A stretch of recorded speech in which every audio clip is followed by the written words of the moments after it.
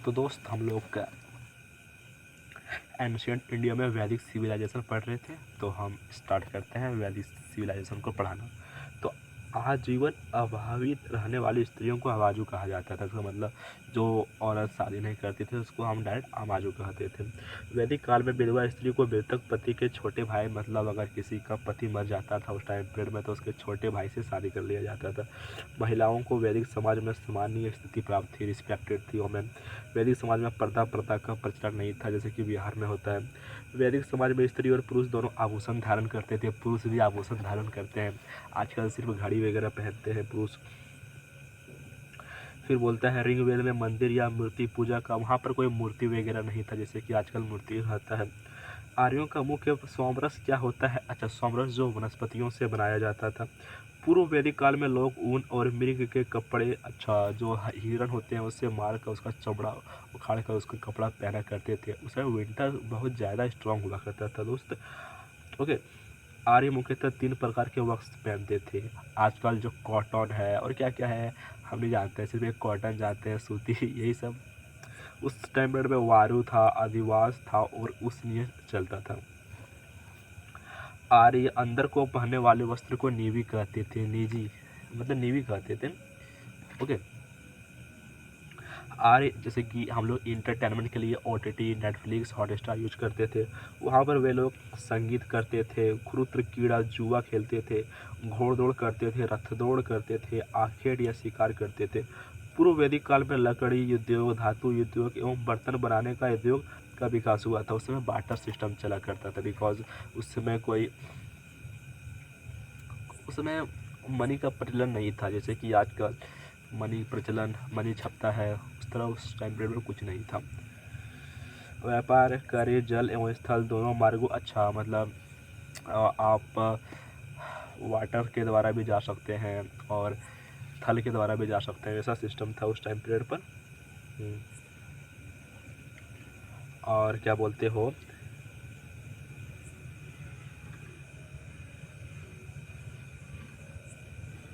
Yes उस समय क्या बोलते हो व्यापार, अच्छा उपनिषदों का संकलन 600 ईसा पूर्व पहले हो चुका था, यानी कि ईसा मसीह के 600 ईसा पूर्व हुआ था। हम लोगों को उपनिषद, हमारा 18 पुराण होता है। 18 पुराण एक बार आपको हम पढ़कर सुनाते हैं। सबसे पहला था मार्कंडेय, विष्णु, स्कंद, पद्म, भारी व्रेत, गरुड़, वामन, भागवत, अग्नि, मत्स्य, कूर्म, लिंग, वायु, ब्रह्मा, भविष्य, वराह, ब्राह्मण, नारद। इसमें विष्णु, नारद, वामन एवं मित से पुराण मुख्य है। वैदिक आर्यों की सभ्यता के अध्ययन के लिए ऋग्वेद ही सर्वाधिक प्रमाणिक ग्रंथ था। ऋग्वेद सबसे पुराना है, लेकिन ऋग्वेद को ही सबसे ऑथेंटिक माना गया है। पूर्व वैदिक काल में पूजा का विधान स्तुति पाठ यज्ञ के द्वारा किया जाता है, जैसे कि अभी भी यज्ञ किया जाता है, शादी वगैरह में यज्ञ किया जाता है ना, तो उस समय यज्ञ का प्रचलन पहले से ही था हम लोगों का हिंदुइज्म में। ओके, और क्या कहें, वेदों की संख्या 4 होती है, ऋग्वेद, यजुर्वेद, सामवेद और अथर्ववेद। और यज्ञाहुति या बलि में जौ एवं शाक का प्रयोग किया जाता था। ऋग्वेद को आर्यों का सर्वाधिक पवित्र एवं प्राचीन ग्रंथ माना जाता है। इसमें 10 मंडल, 1028 सूक्त और 10,462 ऋचाएँ होती है। इसके पाठ करने वाले को होत्र कहा जाता है या होता कहा जाता था। यजुर्वेद कर्मकांड प्रधान ग्रंथ है, यह गद्य और पद्य दोनों में रचा गया है। यह 2 भागों में विभक्त है, कृष्ण यजुर्वेद, शुक्ल यजुर्वेद। इसका पाठ करने वाले ब्राह्मण को अथर्वणीय कहा जाता था। अब सामवेद, तो सामवेद जो है वो तत्कालीन भारत की शाम का गाना गाने लगा, तब इसको इस प्रकार से याद कर सकते हैं। सामवेद तत्कालीन भारत की गायन विधा या श्रेष्ठतम उदाहरण है। इसकी ऋचाएँ का ज्ञान करने वाला उद्गाता कहलाते थे। सामवेद में 1549 ऋचाएँ हैं। अब अथर्ववेद, तो अथर्ववेद की जो रचना है वो अथर्वा ऋषि ने की थी। अथर्ववेद में कुल क्या बोलते हो 20 अध्याय या 731 सूक्त और 6000 मंत्र है। अथर्व शब्द का अर्थ है पवित्र जादू। ओके, अथर्ववेद में क्या बोलते हो जादू, टोना टोटका, मंत्र, रोग निवारण, अंधविश्वासों एवं विभिन्न औषधियों की जानकारी सहित विवाह, प्रेम, राजभक्ति आदि नाना प्रकार के विषय समाहित है। अच्छा, 4 वेदों के हर एक उपवेद है, आयुर्वेद, धनुर्वेद, गंधर्ववेद और शिल्पवेद। ओके, जैसे कि जो आपका आयुर्वेद है वो ऋग्वेद का है, धनुर्वेद यजुर्वेद का है, जो अजूर यानी कि जो यज्ञ करते थे वो बहुत ही धन कमाते थे। और गंधर्व, गाना गा रहे हो तो गंध कर रहे हो, बिकॉज थोड़ा पसीना हो जा रहे हो। चौथा शिल्प, शिल्पा, शिल्पा शेट्टी, कौन सा हो गया? शिल्पा शेट्टी क्या करती है? अंधविश्वास फैलाती है। और अंधविश्वास किस में आती है? अथर्ववेद में। इस प्रकार से आप इसको याद कर सकते हैं। अच्छा, आयुर्वेद चिकित्सा से संबंधित है। इसके विभिन्न रचनाकार में प्रमुख हैं धन्वंतरि, वानभट्ट, सुश्रुत आचार्य, अश्विनी कुमार, लौम्बी राज माधव। धनुर्वेद में अस्त्र शस्त्र बनाने चलाने या उसके कुशलता प्राप्त करने की विधियों का वर्णन है। गंधर्ववेद में गायन, क्या बोलते हो? गायन, यस, गंधर्ववेद में गायन, वादन, नृत्य आदि का वर्णन है। नारद, शंकर, तम्मस, भारत, शिलाशिली, विश्वासु आदि इसके प्रमुख आचार्य रचनाकार हैं। शिल्पवेद में शिल्प कला का वर्णन है। हिंदू धर्म ग्रंथों में 33 करोड़ देवी देवताओं का जिक्र किया गया है। राजा के राज्याभिषेक में 17 प्रकार के अभिमंत्रित जल का प्रयोग किया जाता है। राजा का न्याय स्वच्छ अधिकारी द्वारा होता था। अब बात करते हैं हम प्रोटोवैदिक एज के बारे में। क्या होता है प्रोटोवैदिक एज के बारे में? तो जो प्रोटोवैदिक एज है में विशाल साम्राज्यों का उदय हुआ। सभी राजा चक्रवर्ती पद को पाने हेतु लालायित रहते थे। इस हेतु राजागण अश्वमेध यज्ञ और राजसूय यज्ञ भी किया करते थे। उत्तर वैदिक काल में राजा का पद वंशागुत बन चुका था। राजा की शक्ति को धर्म और ब्राह्मण नियंत्रित करते थे। उसको बोलते हैं रत्नीन सबसे उच्चा अधिकारी होता था। राजाओं द्वारा प्रचलित यज्ञ, राजसूय यज्ञ, यह यज्ञ किसी राजा के राज्याभिषेक के मौके पर संपन्न किया जाता था। ऐसी मान्यता थी कि राजसूय यज्ञ करने से राजा को दिव्य शक्ति की प्राप्ति हो जाती थी और वह सीधे ईश्वर की छत्र छाया और संरक्षण में आ जाता था। अश्वमेध यज्ञ, इस यज्ञ को साम्राज्य बढ़ाने और शक्ति प्रदर्शन कर पड़ोसी राजाओं को भयभीत करने के लिए किया जाता था। इस यज्ञ में राजा द्वारा छोड़ा गया घोड़ा जिन क्षेत्रों से होते हुए गुजरता था उन समस्त क्षेत्रों पर अश्वमेध यज्ञ संपन्न करने वाले राजा का अधिकार मान लिया जाता था। जिस क्षेत्र का राजा विरोध करता था उस युद्ध पर पराजित कर दिया जाता था। फिर आता है वाजपेयी यज्ञ, खाद्य पान आदि क्रीड़ा से संबंधित इस यज्ञ में राजा रथों की दौड़ कराता था। चौथा आता है आपका अग्निष्टम यज्ञ। इस प्रकार के यज्ञ में राजा द्वारा सात्विक जीवन बिताने अथवा जन कल्याण करने हेतु अग्नि देवता को पशु बलि दी जाती थी। तो पशु बलि हमारा इसी टाइम पीरियड से चल रहा है दोस्त।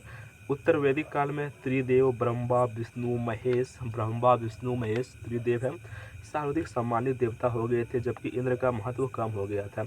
विष्णु और रुद्र देवताओं का भी महत्व बढ़ गया था, जबकि वरुण का महत्व घट गया था। ओके,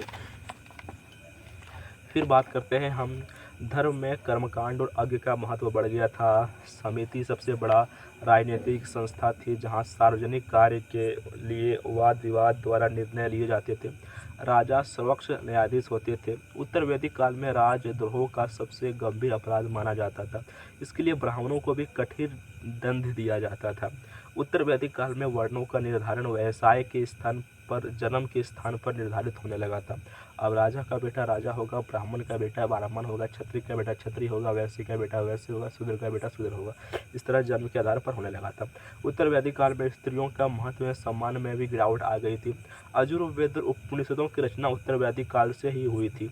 उत्तर वैदिक काल में मुख्यतः धर्म, तर्कशास्त्र, दर्शन, इतिहास, नक्षत्र एवं ज्योतिष विद्या की शिक्षा दी जाती थी। उसके बाद राष्ट्र शब्द का प्रयोग सर्वप्रथम उत्तर वैदिक काल में ही किया गया। इस काल में महर्षि वाल्मीकि ने क्या बोलते हो रामायण की और महर्षि वेदव्यास ने महाभारत की रचना की। महाभारत विश्व का सबसे बड़ा महाकाव्य है। इसका और नाम संहिता भी है। गोत्र नामक संस्था उत्तर वैदिक काल में ही अस्तित्व में आया। स्मृति ग्रंथों में संस्कारों का उल्लेख हुआ, जो बोलते हो ना कि संस्कार, ये हमारा संस्कार नहीं, तो संस्कार यहीं से होता है। गर्भाधान, संतान प्राप्ति के लिए गर्भाधान होता है। पुंसवन, पुत्र प्राप्ति के लिए पुंसवन होता है। नामांकरण, नाम रखने के लिए नामांकरण होता है। अन्नप्राशन, पहली बार अन्न खिलाना अन्नप्राशन होता है। जातकर्म, जन संबंधी को जातकर्म कहते थे। चूड़ाकरण को मुंडन कहते थे। निष्कर्मण को प्रथम बार घर से निकालना को निष्कर्मण कहते थे। सीमंतोनयन मतलब गर्भ शिशु की रक्षा करना सीमंतोनयन होता था। कर्म भेद का मतलब होता था कानों में आभूषण धारण करने के लिए छिद्र करना कर्ण भेद होता था। उपनयन, बालक का शिक्षा ग्रहण करना उपनयन होता था। विद्यारंभ, शिशु का अक्षर ज्ञान करना विद्यारंभ होता था। वेदारंभ, वेद का अध्ययन आरंभ करना वेदारंभ होता था। समावर्तन, अध्ययन की समाप्ति समावर्तन कहलाता था। कोशांत, बालक के 16 वर्ष का होने पर केशांत कहता था। विवाह, स्त्री पुरुष का विवाह, विवाह तो बहुत ही ज़्यादा फेमस है। 16 अंत्येष्टि, मृत्यु पर किया जाने वाला अंत, ये हो जाता था अंत्येष्टि। ठीक है, तो उत्तर वैदिक काल में कौशाम्बी नामक नगर में प्रथम बार पक्की ईंटों के प्रयोग किए जाने का उल्लेख मिला है। कौशाम्बी में पक्के ईंटें, पक्के ईंट मतलब वही जो जो हमारा मिट्टी से बना हुआ ईंटा को हम जब बहुत ज़्यादा हीट करते हैं तो पकी हुई ईंट बन जाता है। इस काल में नीच को शतमान मुद्रा की सर्वनाम इकाई थी। विशेष काल में किसी प्रकार के खास भार, आकृति या मूल्य के सिक्कों के चलन का साक्ष्य नहीं मिलता है दोस्त। अच्छा, फिर बात करते हैं। भारत में सभी दर्शन में सांख्य दर्शन सर्वाधिक प्रचलित था। इसके अनुसार मूल तत्वों की संख्या 25 थी और प्रकृति को सबसे पहला तत्व माना जाता है। गायत्री मंत्र का संबंध सूर्य नामक देवता से है। इस मंत्र का उल्लेख इसी काल में रचित वेद ऋग्वेद से मिलता है। सावित्री को सूर्य की पुत्री भी कहा गया है। सावित्री को सूर्य का पुत्री कहा गया है। आप लोग उसको समझने की कोशिश कीजिए।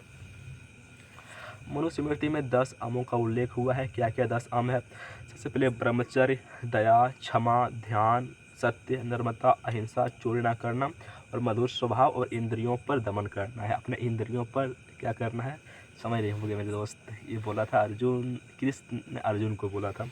तो उत्तर वैदिक काल में पांचाल सर्वाधिक विकसित एवं संपन्न राज्य था। शतपथ ब्राह्मण में इस वैदिक सभ्यता के सर्वश्रेष्ठ प्रतिनिधि की संख्या दी गई। पुरुषार्थों की संख्या 4 मानी गई है, धर्म, काम, अर्थ और मोक्ष। और ऋण क्या था? पितृ, हमारा जो पापा का ऋण है, हमारा जो गुरु का ऋण है, और दूसरा हमको देव का ऋण है। पापा का ऋण इसलिए है कि हमको उसने जन्म दिया। हमारे टीचर का ऋण इसलिए है कि हमको उसने शिक्षित किया। और देव का ऋण इसलिए है कि मुझको इस सृष्टि में मतलब ग्रेटिट्यूड प्रैक्टिस। सतत्तु एक प्रकार का वाद्य यंत्र है जिसमें 100 तार लगे हुए थे। उत्तर वैदिक काल में कुछ हाल इतने बड़े होते थे कि उन्हें 24 बैलों की सहायता से खींचा जाता था। सोचो कितना बड़ा होता होगा यार। उत्तर वैदिक काल के समाज में 8 प्रकार के विवाहों का प्रचलन था। ठीक है, और क्या है, पुरुष मेद अग्नि में अश्व के स्थान पर मनुष्य की, oh my Lord, oh my Lord, imagine करो यार किस प्रकार का हमारा कल्चर था। पुरुष में अग्नि हुआ करता था जहाँ पर इंसानों की बलि दी जाती थी। सोचिए, एक तरफ पितृ ऋण, ऋषि ऋण, देव ऋण, तो एक तरफ पुरुष में यज्ञ। वाह। ईशोपनिषद में स्मार्त कर्म सिद्धांत का उल्लेख वर्णित है। कांटोपनिषद में अम एवं नचिकेता की कहानी वर्णित है। फिर बात करता है हम लोग गृहस्थ आर्यों द्वारा संपन्न किए जाने वाले 5 महायज्ञ, ब्रह्म एवं ऋषि यज्ञ। प्राचीन ऋषि मुनियों के प्रति कृतज्ञता प्रकट करने हेतु देव यज्ञ, देवताओं के प्रति कृतज्ञता प्रकट करने के लिए पितृ यज्ञ, पितरों का दर्पण करने के लिए मनुष्य यज्ञ, अतिथि सत्कार करने के लिए बुद्ध यज्ञ, समस्त जीव जंतुओं की कृतज्ञता प्रकट करने के लिए चींटियाँ, पक्षियाँ, कुत्तों, गायों को भोजन देना। नोट, 5 महायज्ञ के अलावा इन यज्ञों का भी उल्लेख मिलता है। 6 हवि यज्ञ और 7 सोम यज्ञ। मनुस्मृति, जो मनुस्मृति में 8 प्रकार के विवाहों का उल्लेख मिलता है। सबसे पहला जो है हमारा प्रशंसनीय विवाह और दूसरा निंदन विवाह। प्रशंसनीय विवाह क्या था? ब्रह्म विवाह। कन्या के वयस्क होने पर उसके माता पिता द्वारा योग्य वर खोजकर उसके अपनी कन्या का विवाह समाज के सामने करना, एक कहता था ब्रह्म विवाह। दूसरा था देव विवाह, आगे करने वाले पुरोहित के साथ अपनी कन्या का विवाह करना, देव विवाह। आर्य विवाह, कन्या के पिता के द्वारा अज्ञ कार्य के लिए 1 अथवा 2 गाय के बदले में अपनी कन्या का विवाह करना। प्रजापत्य विवाह, वर द्वारा कन्या के पिता से अपनी कन्या को मांगकर विवाह करना, प्रजापत्य विवाह। अब होता है यहाँ पर निंदन विवाह, असुर विवाह, धन के बदले में कन्या के पिता द्वारा विक्रय करना। तो आजकल असुर विवाह ज़्यादा हो रहा है हमारे समाज में। दूसरा है गंधर्व विवाह, प्रेम या कामुकता के वशीभूत होकर किसी कन्या अथवा पुरुष द्वारा विवाह करना। हमारे गाँव क्या ये होता है गंधर्व विवाह। और तीसरा पिशाच विवाह, सोई हुई अथवा पागल कन्या के साथ सहवास करना। ये होता है पिशाच विवाह। चौथा राक्षस विवाह, किसी कन्या को छीन कर उसके साथ बलपूर्वक व्यवहार करना। मेरे दोस्त राक्षस विवाह किए हुए हैं। Thank you very much for watching this kind of video and I am very happy to record this video.